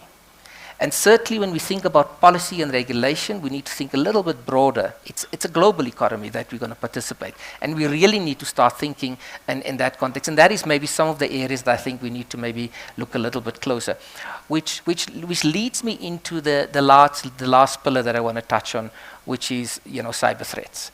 Now this is close to my heart. As you actually grow and start participating in this digital economy, unfortunately, this is the pitfalls, this is the challenges. If there's one threat to the success of the digital economy, it is the cyber threats that is currently. You just have to look in the last 12 months, the number of cases that we've seen. There's about a 50% increase in cyber attacks, and it's opportunistic. It's not industry specific. Whether you're in a telco, hospitality, retail, banking, government, it doesn't matter. It's opportunistic. What is important to understand with that opportunistic approach, it's actually a business model. These are, once they find the loophole, these are professionals, they execute, they are ruthless, and yes, it's important that as an industry and as a collective, we really need to find ways to combat that. And it starts with simple things, when we roll out a modem, a router, make sure that the basic, the firewalls, the simple things are in place. Because a lot of the cases that I've picked up, it's unfortunate the basics are not there. The basics are not simple little, generic passwords, phishing is still a common way of identity theft, etc. So really there is this simple awareness and training. These are the things that I think it's important. And these 4 pillars, as I said, it's not just about infrastructure deployment. It's about training and awareness. It's about our policy framework. And lastly, it's really to make sure that we create awareness around the cyber risk. And of course, again, a wonderful career, and if I can recommend anybody, it's probably an area that you need to take your child and make sure that that's the area that we can, because obviously that's going to be a core component to the reality in the future. Thanks, Aki. Thank you so much, Althon. And you're spot on in what you've been saying. And what I'm hearing from all of you this afternoon is that we all know what we need to do to drive and grow this digital economy. Andile, I'm going to come back to you, because this is, as I said earlier, and I want the panel to now chip in and discuss what's on your mind. But yes, I agree with what you said about fiber, and it all works and dovetails together with the spectrum and 5G. All of these technologies are like a bouquet of flowers that we need to grow this digital economy. But why are we not doing this properly? Why are we having this conversation in 2021? And what is it that we are doing wrong as a country? Is it, for example, that we have policies that we haven't covered properly yet, that are hampering this particular growth? I mean, we've had conflicting views of what it takes to lay down this fiber and the obstacles that come along the way. Now, you spend a lot of time in Mountain View in California. You're a global guy. You've been in business for a long time. Why are we having this conversation in 2021, and what do we need to do so that we don't have this conversation?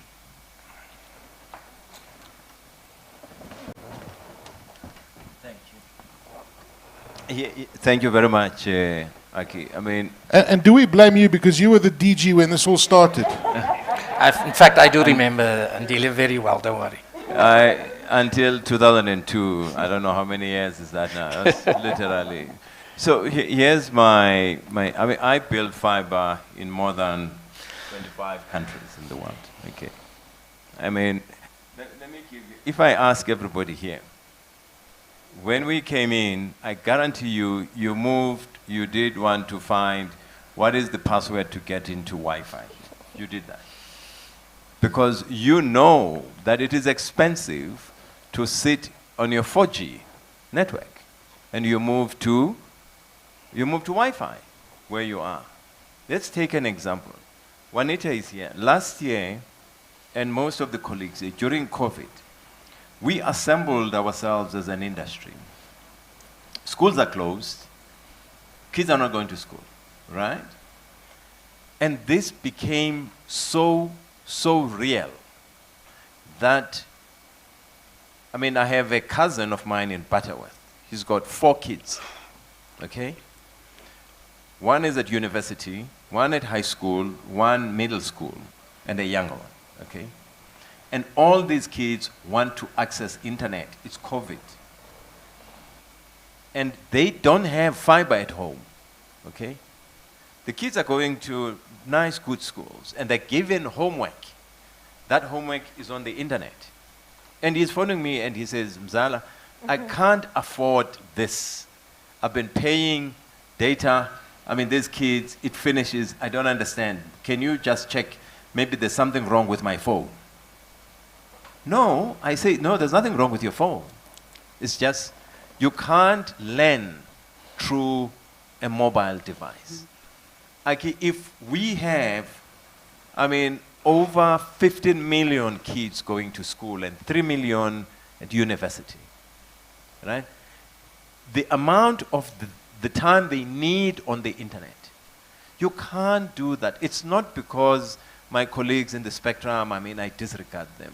It's the reality of, if you want, I mean, the colleagues that talked about building a digital nation. That digital nation means a child at preschool, high school, university, they need approximately 7-8 hours on the internet daily. Can you do that with your mobile device to download content? You cannot. So what I'm saying is the following, that it is not, I mean, the primary means to communicate in this country for household and business should be fiber. So how do we make that happen? How do we get those 4 kids in Butterworth connected? How do we get smart devices to those 4 kids? So here's where I'm getting. I just needed to show the problem. Yes. Now, we have 257 municipalities, right? Yeah. 257. My colleagues here, I mean, every municipality has a different system. A different system for you to get permits to deploy fiber. A different system whatsoever. Now, you tell me, right, is how quickly is it that we can get into 8 million homes? Okay? How quickly could... So I'm saying, local government, I mean, we operate in spheres, okay? Yeah. ICASA's role, to be honest with you, in our lives of fiber is less important than a local government municipality. Every municipality I have to go to is a different permitting system, it's a different long process for me to be allowed to get into that township to put in fiber. Okay? Why can't we have a standardized single process for us to put fiber in every township, in every peri-urban area for kids to have access to the internet, not via mobile device. Yes, you can have a mobile device when you travel, etc. But at home, at school, you need optic fiber. So, so I mean, you come from a government background in your past, right? So how do we break down those regulatory barriers? If that is what's holding us back, does the president issue an initiative to say, we're breaking down the way we're doing things in the past, we're breaking down these rules and we're redoing them? There's a clause in the Local Government Act right, which allows for what is called standard bylaws, right?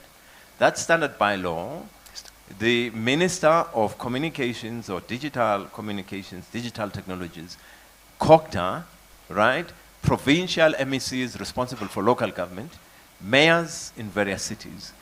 It requires a single meeting for them to agree to put in a standard clause of bylaw, right, to allow for one simple form for every city for us to be able to put fiber. And the process, I mean, to cross a bridge, to cross a river, you know how long it takes for us to get a permission? I promise you, Aki, this is, I mean, it's a big problem. And unfortunately, the guys who have spectrum, they've got big muscles to cry, and government will jump when spectrum guys have a problem. With us, it takes 3 years to negotiate with government. That is absolutely shocking. I mean, I'm looking at you, Andries and Althon. I mean, Andries, you mentioned that whole thing, and I don't want to hear about the Orange River, but I want to hear it over a whiskey later, because, I mean, the engineering to get that fiber cable under the Orange River is blowing my mind, but I want to hear about that.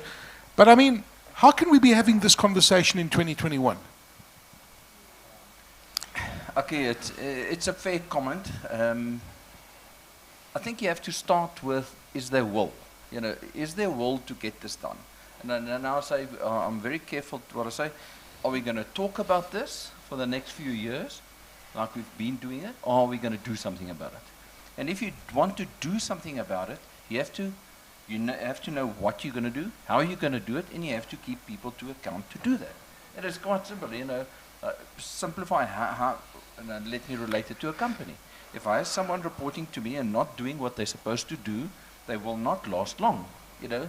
And I'm not saying talk about ministers or not ministers or those type of things, but I think we just have to get a bit more performance orientated in our minds to say, guys, and as an example, I will now use the spectrum example. We want to auction spectrum, we want to do digital TV migration, let's get it done. And I think the industry, but maybe coming up for government a little bit now, the industry also has to play ball. Absolutely. When that happens, you know, so we have to decide, set aside, you know, our specific nuances, what's best for this company, that company, that company. Bigger goal is what's best for the country, and what's best for the country is best for the economy, is best for the people in the country. And I think that's probably, it's just, you know, coming back to a mindset, thinking about, and then being more action orientated and hold people to account to deliver. Deputy Minister, I mean, you and I had a frank discussion last week. You've set your targets. March of 2021, there are big changes coming. To the point that Andile made, I mean, I know it doesn't necessarily fall all under your department, but do you agree that we need to have massive reforms in order for us to grow this digital economy? And a simple thing like fiber and deploying that fiber to those 4 children in Butterworth, you know, is that something that's on your radar as a priority to change these regulations, to move forward? Thank you very much, Aki. It's my time now to correct you. It's 2022. Oh, yes, you're right, 2022. Okay, I'll take that punch. Thank you. That's on a lighter note. I think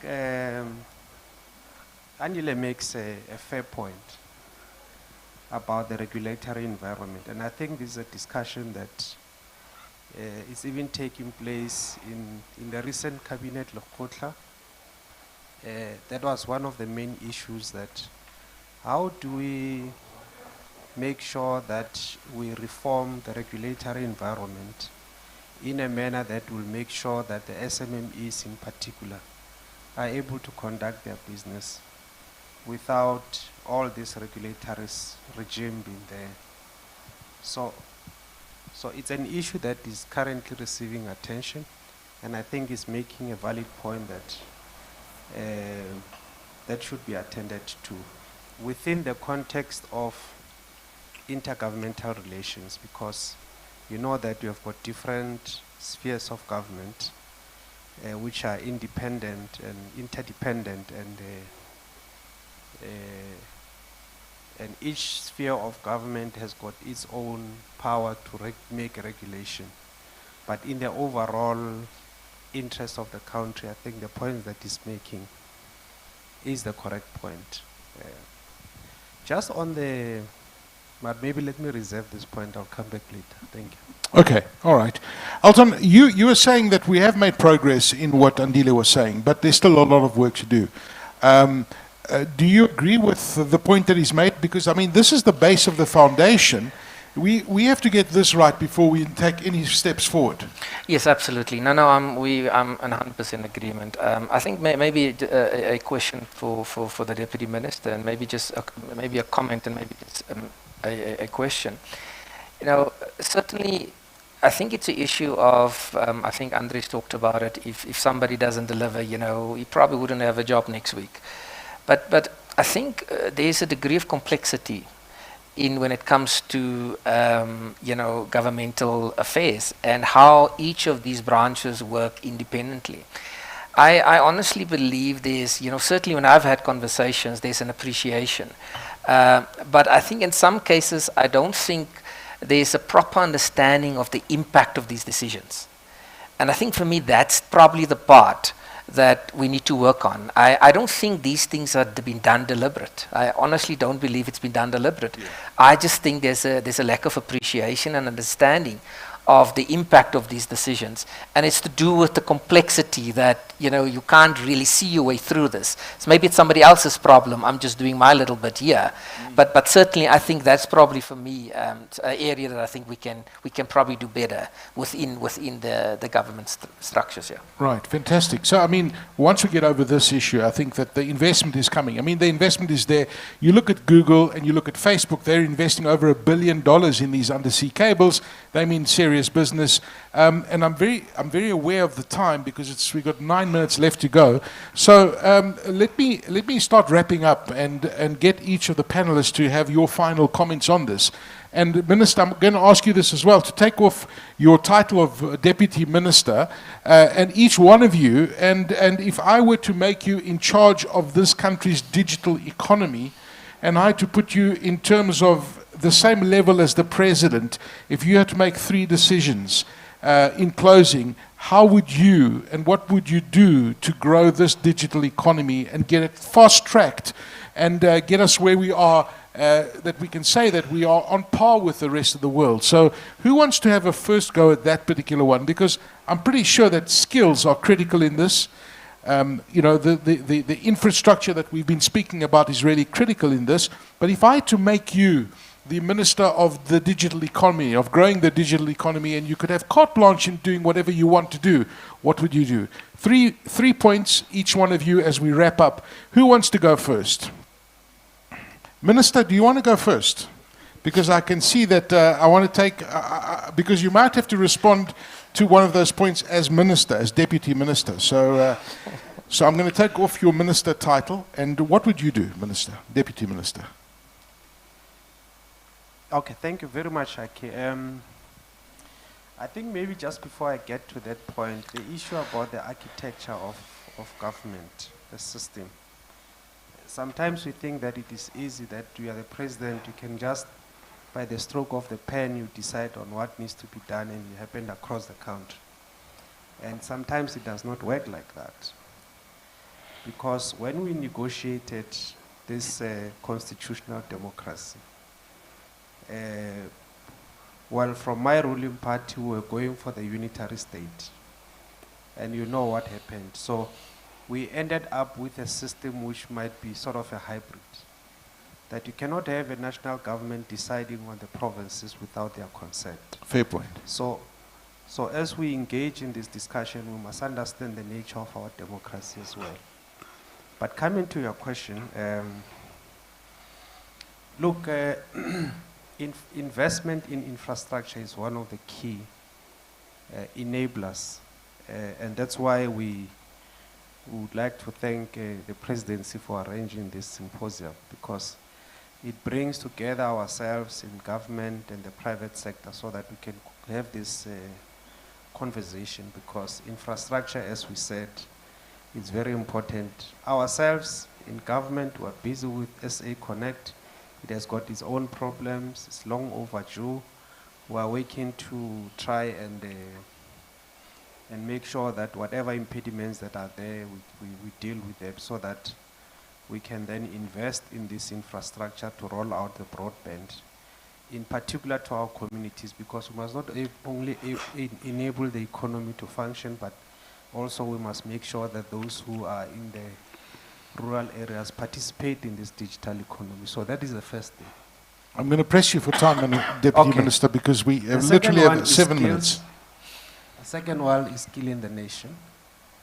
And lastly is to enable SMMEs to participate in this digital economy so that you can maximize the benefits of it. Thank you. That's an excellent point that you made about small businesses, having a stake in this economy, because it's very, very important. Let's move down, and I'm going to go to you next, Loueen. Great, thanks, Aki.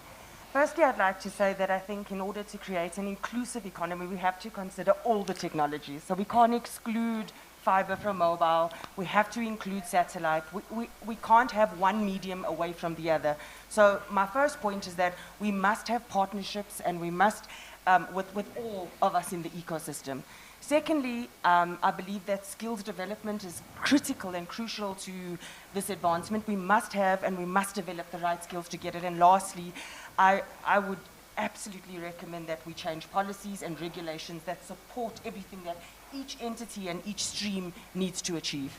Kholiwe, you were very passionate about skills earlier as well, and I suspect that is going to, formulate part of your 3 takeaway points as to growing this digital economy. So I'm going to hand the mic over to you. Thanks, Aki. I think I've spoken in detail around the digital, the skills development in the areas, because as we drive the 4IR, we need to develop the skills, and we have got to acknowledge that technology is just an enabler.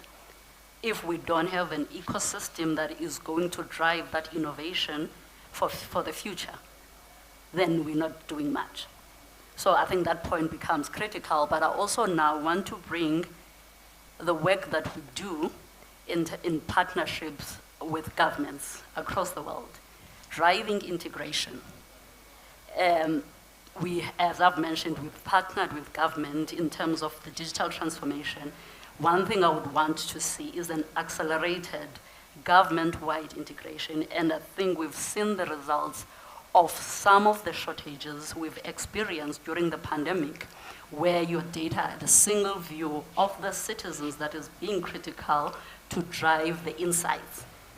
That is one of the key points that I would want to see, that collaboration, integration, accelerated between the government departments, because I think as stakeholders here, we each have services and to provide to government that we can collaborate. Fantastic. Michael Langeveld, from a Huawei point of view, obviously you're going to say the cloud business, which is critical, because that's modernizing the infrastructure in the world that we have today.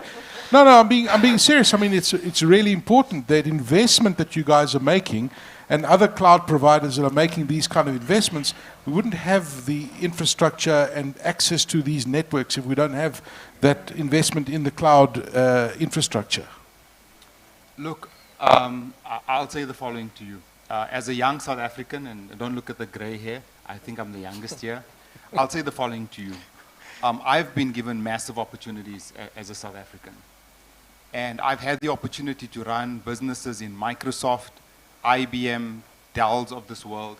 And the point I'm trying to make is that I'm a technologist at heart, right? And I think that we need to start thinking about partnerships differently. When we partner with government, know that you've given us opportunities to go and learn, and we are sitting with that knowledge.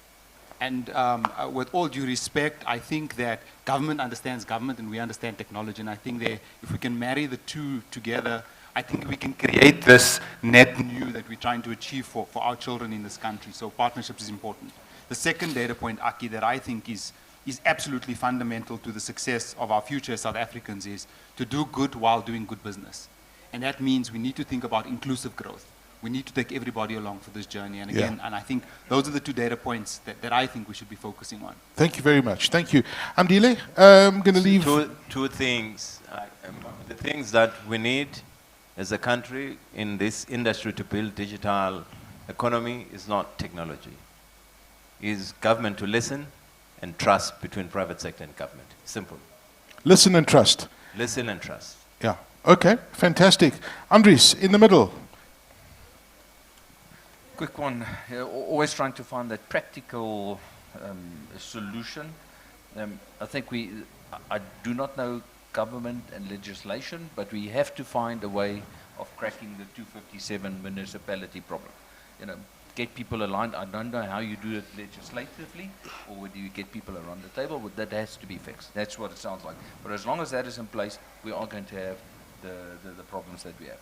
And, you know, and then if that is fixed, you can standardize approvals, you can have SLAs in terms of approvals, and you can allow the cheapest deployment methods, infrastructure sharing, etc. So I said, just that principle.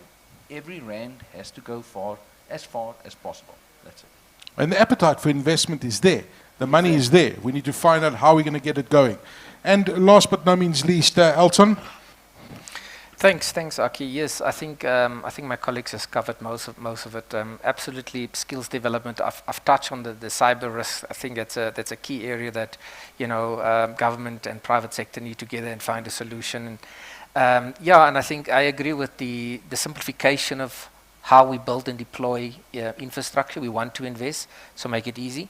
But lastly, I think we should not forget, you know, as businesses, you know, we are here to compete. And I think competition is also healthy. And that will drive down the price. And that's why I'm also saying, as you know, we need to make sure that we create that environment so we can compete. And ultimately, the end customer will get the benefit of that. So thanks. Thank you to all of you, and thank you for this important discussion that we've had. And I think it's very important. And what's encouraging for me is that the government and the president has called the symposium the Sustainable Infrastructure Development Symposium of South Africa. The very fact that we are having this conversation signals how important this conversation is, and the willingness by government to make this happen, to meet those 2030 goals, to get those people connected. And I'm glad that we've all been frank and honest with what we need to do, because this economy is massive. And this digitization and this digital economy is make or break. Because if we don't get this right, we are going to be left behind the rest of the world. So thank you very, very much to the panel over here, and thank you very much to the audience and all of those people joining us live online on this live stream on YouTube. Thank you very much, coming to you live from the Sandton Convention Center. Growing the digital economy. Hope it's left you with some thoughts, some sparking some innovation in your mind, and we all know what we need to do. Let's make it happen. Thank you very much. Thank you.